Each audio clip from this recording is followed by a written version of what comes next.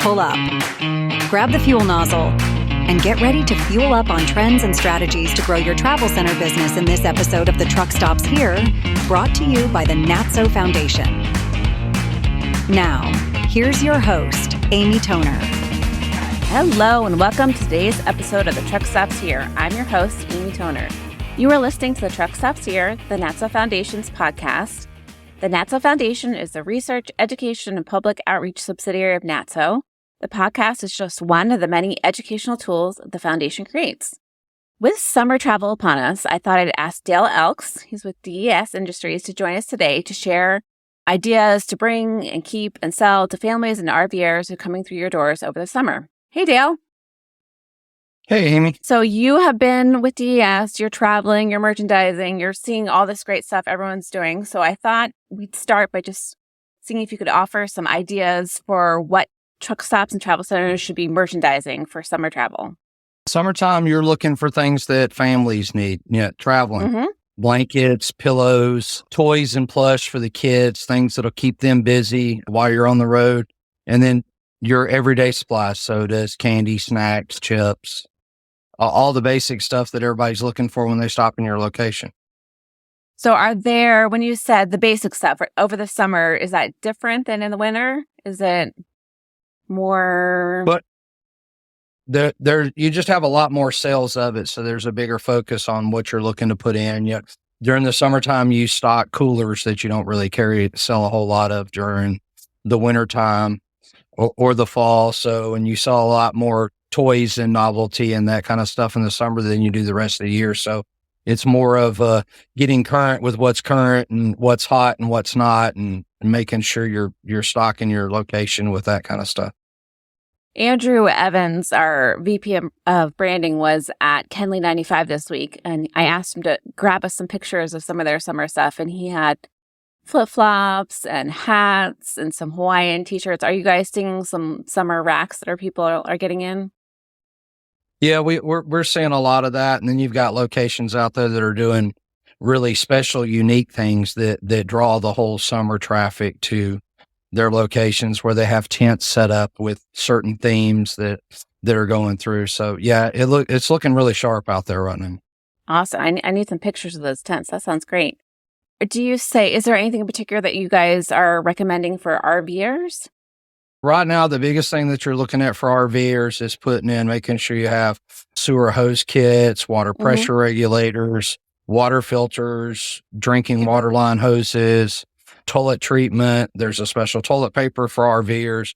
So you look at that kind of stuff, and then you really want to focus on the grocery aspect side of it also. Okay. To make sure that you can capture that RVer with produce or meats or deli meats, any of that kind of stuff that you can have in your location that helps that travel aspect up.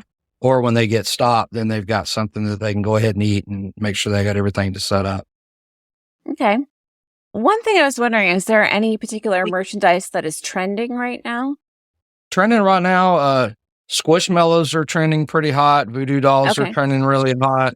And that's in your kid line. The RV supply kits right now are trending pretty hot because people are just getting store staffed up and geared up for that to happen. So when they come in the location, you have the things that they need. So they're not trying to run to 5 different places. So is that so the RV kit is like a collection of things that RVers are looking for, or what is that? Well, it's just a section that has the sewer kits and the water pressure regulators and all the things that they'll need just for their RV.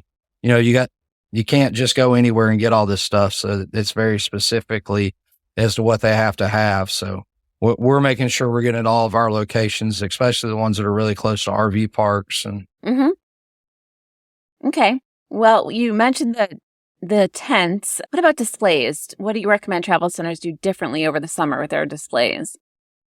Well, you got to put all the things that the traveler and the RVer needs in one central location. So you can get, I'm going to brag about one of our customers, Bosselman's, set up a huge tent that has camping chairs in it and lanterns and fishing gear and RV supplies, and all of that is in one area. And it's just a sharp display. They did a really good job with it.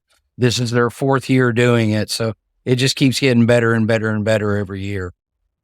That sounds amazing. I need to see that.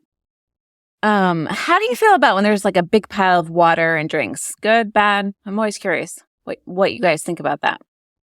Well, water, there's always a big pile because you sell so many cases of water constantly in a travel center that people are getting that to go. And I've seen a lot over the last month or so where people are setting up giant Gatorade displays and smart water displays where they're keeping the water warm instead of cold in the cooler. So the beverage line has been a big emphasis of people setting up in their travel centers right now.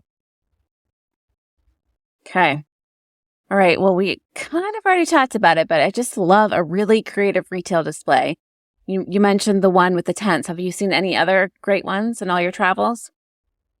I've seen quite a few that they take I've seen quite a few where they take a section to where it's not as elaborate as what Bosselman's did, but they have everything that you need all in one area, which is really good because a lot of times you see things are scattered across the store based on what categories are, but there are people out there that are getting it all together, so it makes it easier one-stop shop for somebody when they come in. So awesome. I like picnic stuff. One thing I saw recently that looked cool, it was like a picnic basket to go.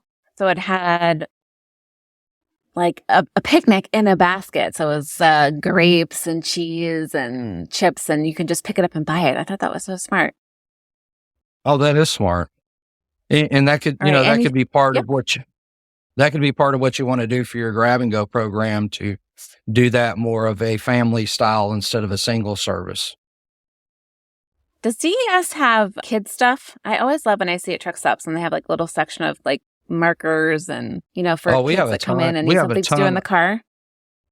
Yeah, we have a ton of toys and plush and Hot Wheel cars and Five Surprise. We have lots of stuff for kids. That's a huge sale for us, especially getting into this time of year and through the summer, because all the stuff that we have it's not.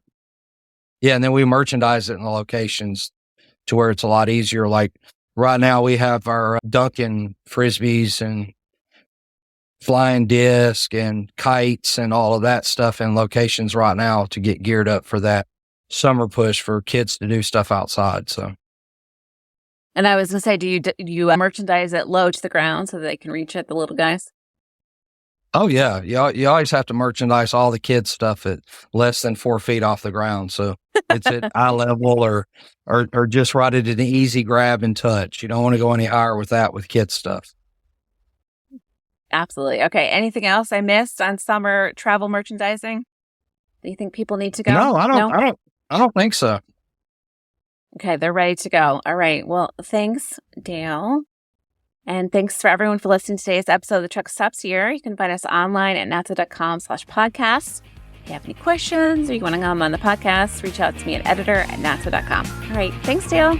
The Truck Stops Here was brought to you by the NATSO Foundation, the research, education, and public outreach subsidiary of NATSO. The Truck Stops Here is produced by the NATSO Foundation in collaboration with Human Factor. Producers are Amy Toner and Darren Schulte.